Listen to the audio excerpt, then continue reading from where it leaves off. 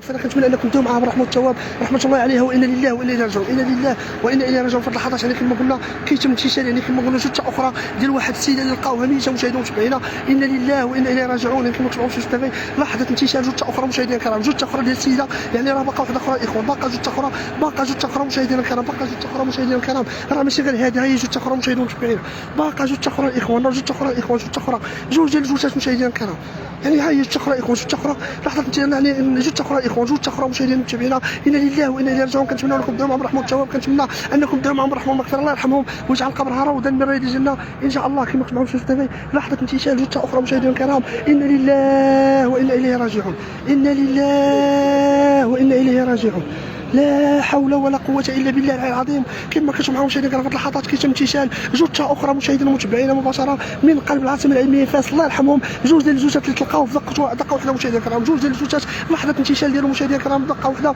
يعني جوج ديال الجثث اللي لقاو مشاهدينا ومتابعينا الله يرحمهم.